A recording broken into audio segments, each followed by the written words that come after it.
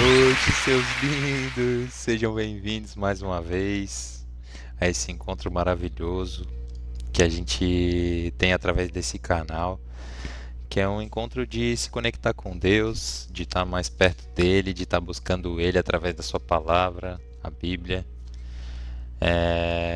Como a gente vem já esclarecendo nos capítulos anteriores, a gente está aqui para fazer um estudo explícito da palavra, uma leitura dinâmica, para que a gente possa ter o melhor entendimento do que está sendo lido, né? Então, hoje a gente vai dar sequência ao nosso estudo. Hoje o capítulo vai ser o capítulo 2 de Mateus, lembrando que a gente começou a série de Mateus, e a gente vai seguir essa sequência dos evangelhos até o final, mantendo um passo a passo, para que a gente possa conhecer um pouquinho de cada livro, porque a gente conhece o livro inteiro, na verdade.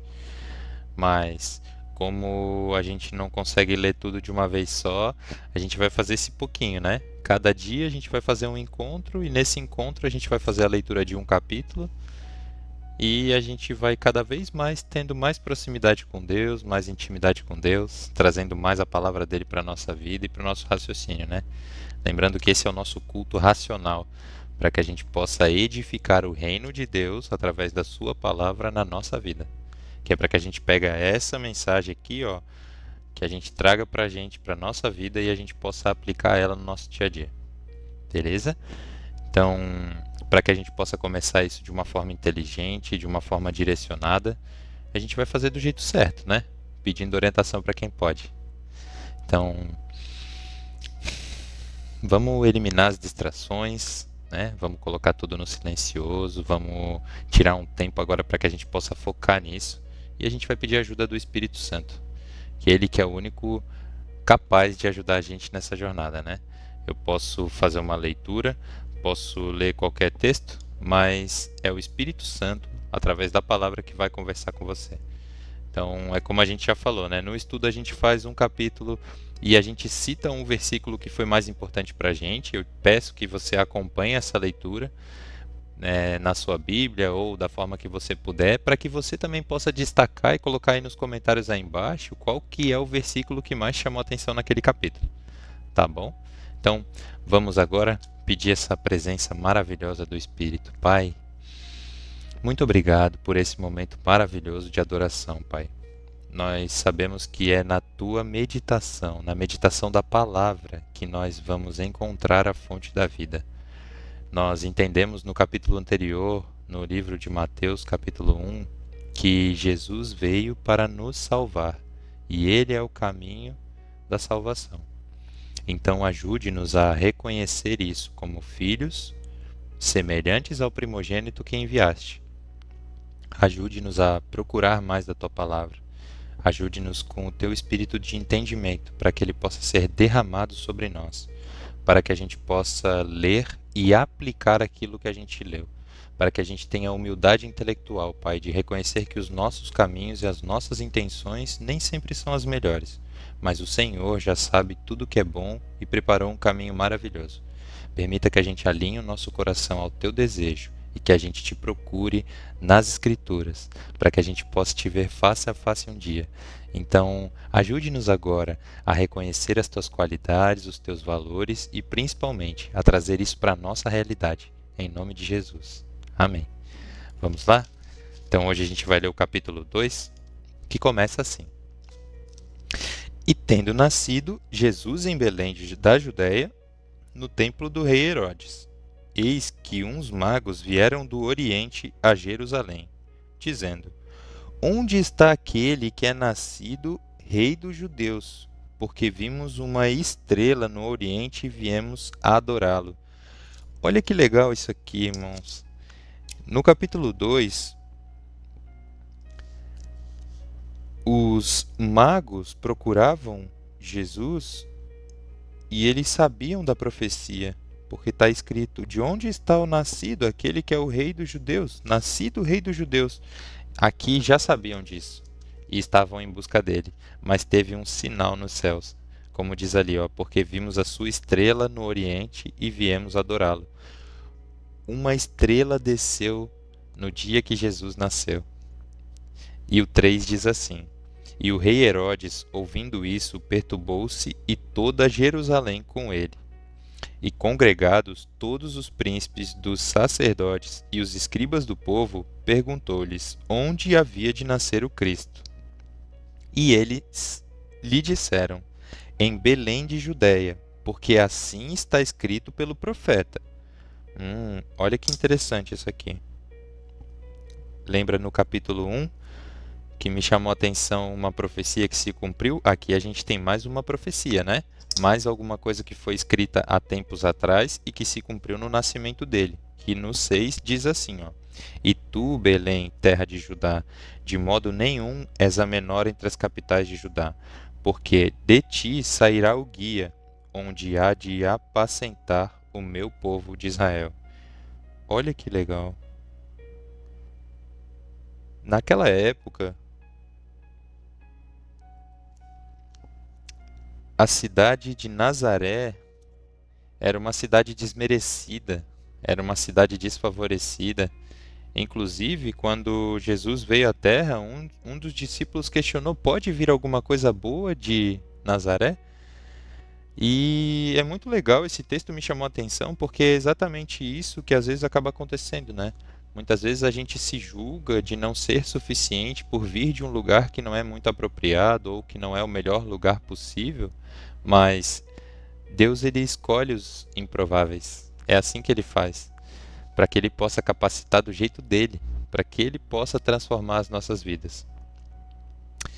E Jesus já tinha essa promessa de vir libertar o povo, né? E Herodes, ele estava querendo descobrir onde estava esse resgatador, né? O 7 continua assim, ó. Então Herodes, chamando secretamente os magos, inquiriu exatamente deles acerca do tempo em que as estrelas lhes apareceram. E enviando-os a Belém, disse: Ide e perguntai diligentemente pelo menino, e quando o achardes, participai-mo, para que eu também vá e o adore. Olha que perigo aqui, né? O versículo 8, ele foi secretamente falar com o pessoal que sabia onde ele tinha supostamente nascido, né? E ele queria matar, na verdade, Jesus, né? Mas ele disse para os magos que ele queria poder adorar Jesus. Então, olha, irmãos, muitas vezes a gente recebe algumas propostas ou a gente acaba não percebendo as más intenções por trás das perguntas que a gente recebe hoje, muitas vezes, né? Então, muitas vezes algumas pessoas vêm mal intencionadas querendo saber da nossa vida, mas para que ela possa usar isso para benefício próprio, né? Então, aqui a gente já vê um exemplo disso, ó, que a gente tem que tomar muito cuidado com quem a gente abre a nossa vida, com quem a gente fala as nossas coisas, porque vocês vão ver mais para frente aqui no estudo, né? Que esses magos, vamos continuar lendo que a gente vai perceber o que está por trás disso, né? E tendo eles ouvido o rei, o 9 diz assim, né? E tendo eles ouvido o rei, partiram e eis que a estrela que tinham visto no oriente ia diante deles, até que chegando se deteve sobre o lugar onde estava o menino.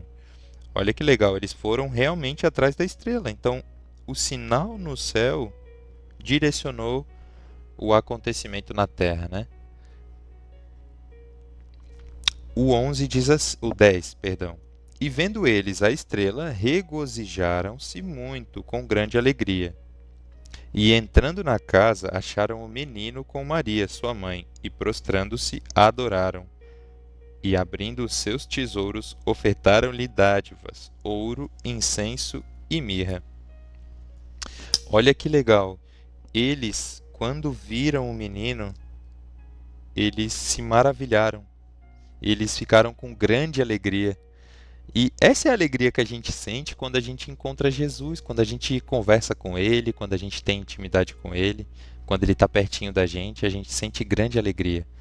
E é importante a gente buscar Ele, assim como os magos foram buscar Ele, né?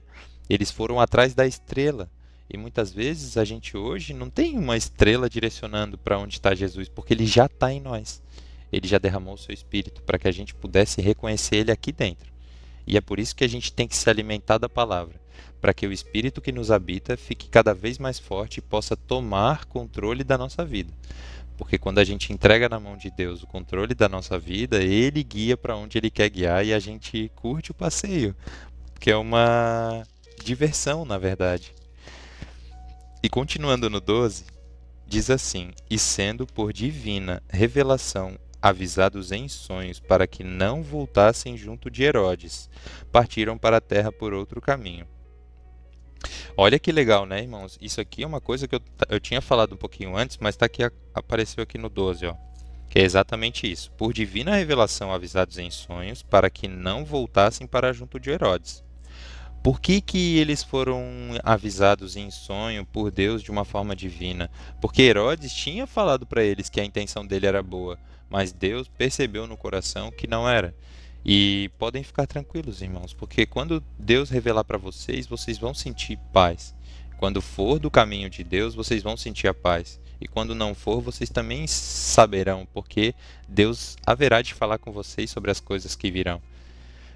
O 13 continua assim: E tendo ele se retirado, eis que o anjo do Senhor apareceu a José em sonhos, dizendo: Levanta-te e toma o menino e sua mãe, e foge para o Egito, e demora-te lá até que eu diga, porque Herodes há de procurar o menino para o matar. Ó, aqui ele fala, né?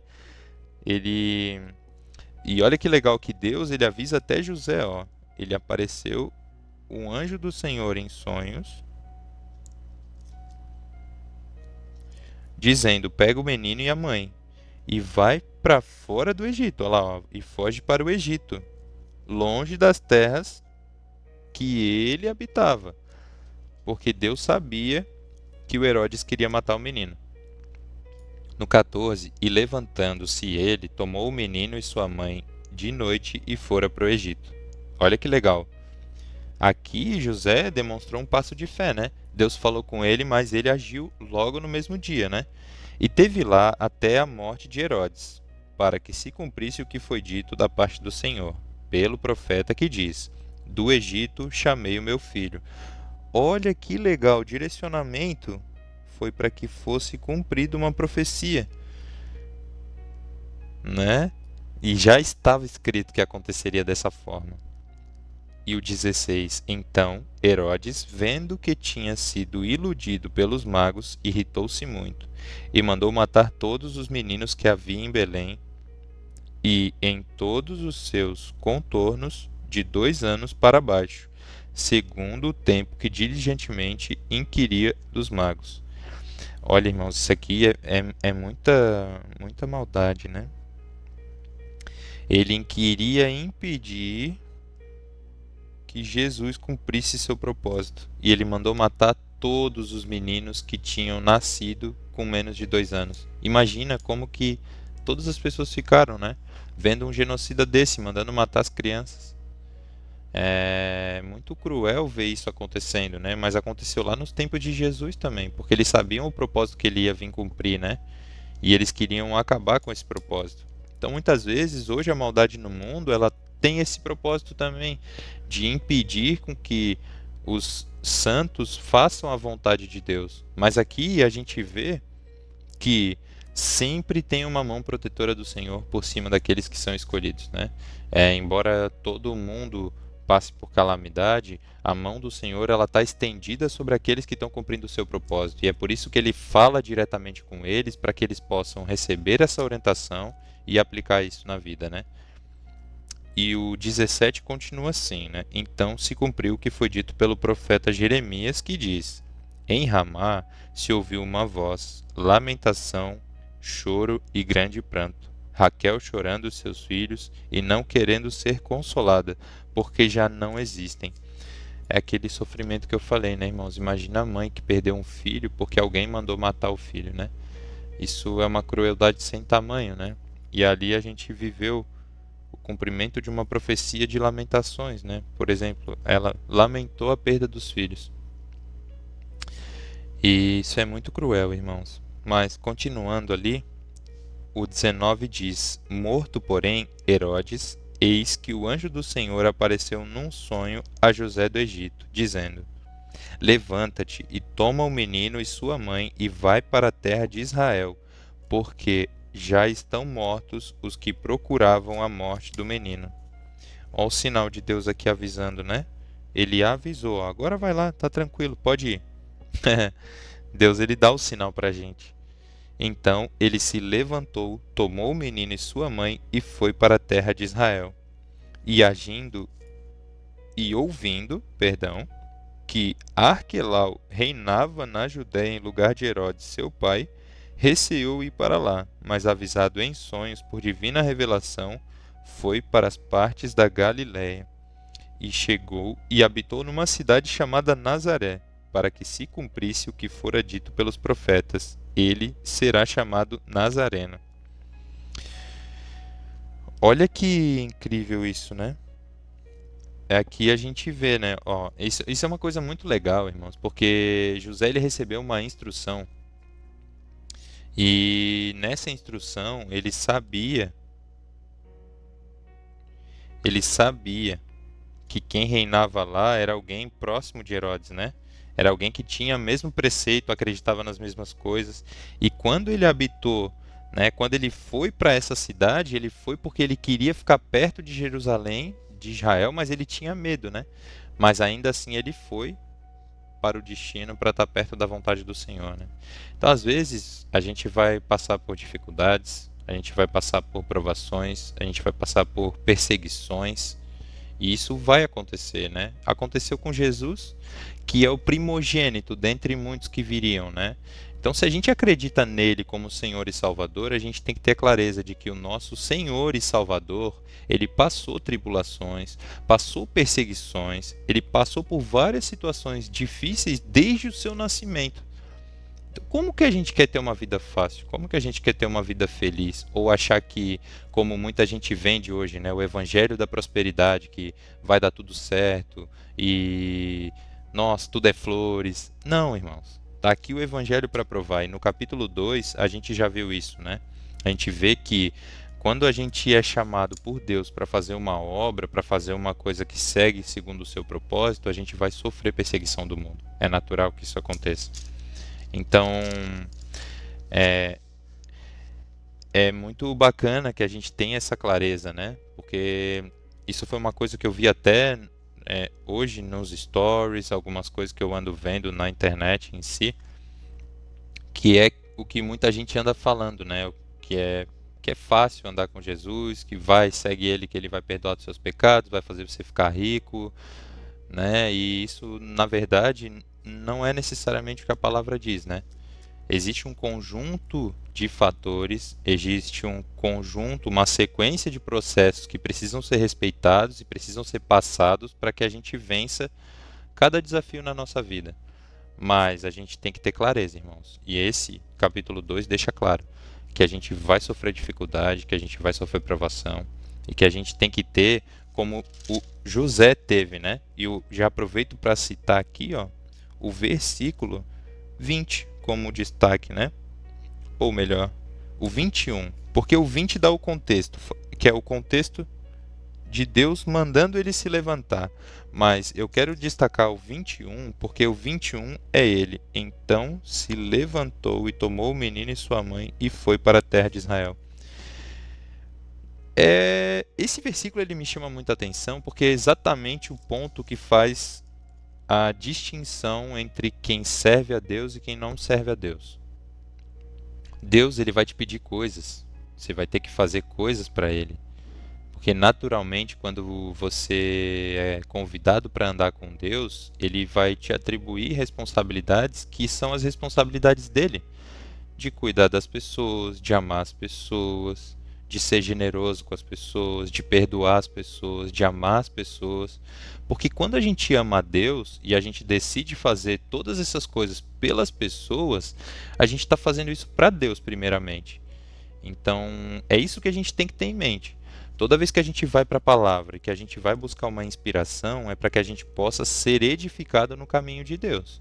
E aqui a gente vê, né, irmãos, que não basta só a gente receber a instrução. Assim como José foi de um lado para o outro, Deus também vai mandar a gente ir de um lado para o outro. para que a gente seja edificado no caminho, para que a gente possa ser fortalecido na palavra dele. E esse, para mim, é o ponto-chave desse capítulo de hoje, né? Eu espero que você também tenha o seu ponto-chave aí. Se te chamou a atenção algum texto, digita aí nos comentários, coloca aí qual texto te chamou mais atenção, por que que esse texto te chamou mais atenção, porque é muito legal que a gente contribua para que esse estudo tome mais forma, né? Para que mais pessoas tenham acesso a esse conteúdo, para que mais pessoas possam receber essa instrução, que é como eu falei, né? Hoje eu fico muito chocado quando eu abro a internet, eu vejo tanta heresia, tanta coisa que me causou uma santa indignação, uma vontade de fazer, sim, algo que representasse Deus. E é exatamente isso que eu estou dedicando meu tempo para fazer aqui com vocês. E eu agradeço por vocês estarem até aqui, por compartilharem isso com as pessoas, por levarem essa palavra adiante, porque é o que Deus quer pra gente, né? Deus quer uma terra abundante, próspera, cheia de pessoas felizes, que se amam, que se respeitam, e para isso a gente tem que fazer a nossa parte. Então digita aí nos comentários, hashtag até depois do fim, se você ficou aqui, porque sabe que o fim desse estudo de hoje não é o fim da nossa jornada, é o fim de um passo que a gente está dando na direção dessa intimidade que a gente está buscando com Deus. Beleza? Então eu vou ficando por aqui. Espero que você tenha aproveitado essa experiência e que você tenha, através desse estudo, tenha criado um pouquinho mais de intimidade com Deus, para que assim como José, a gente possa ouvir a voz de Deus e caminhar na direção dele. Beleza? Gratidão mais uma vez por estarem aqui e tamo junto. Até a próxima. Fui.